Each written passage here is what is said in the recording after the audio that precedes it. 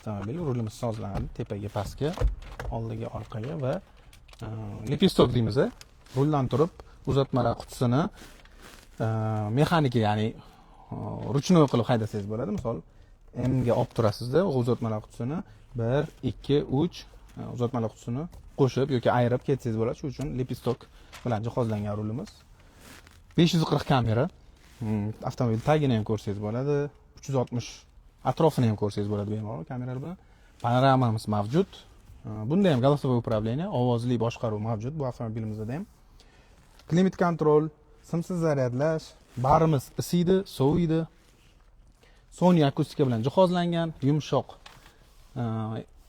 yumshoq allergiyaga qarshi degan bo'lardim. Maxsus ekoko'jalar bilan jihozlangan, alikantari ham mavjud va chiroyli o'ziga yarasha tikishlar bilan dizayn qilingan avtomobilimiz.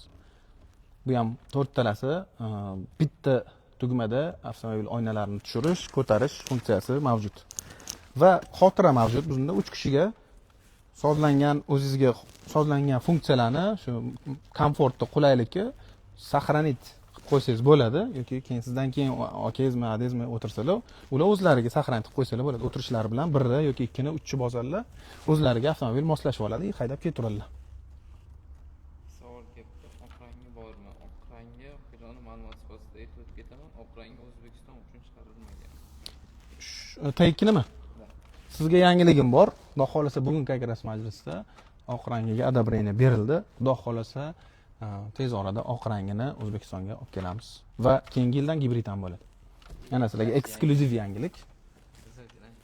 Gibrid ham. Da keladi xudo xolasa. Unisidan ham uni hisobga oldik biz. Chunki talab O'zbekistonga oq avtomobillarni yaxshi ko'radi, shuning uchun X80 bilan Jetour X71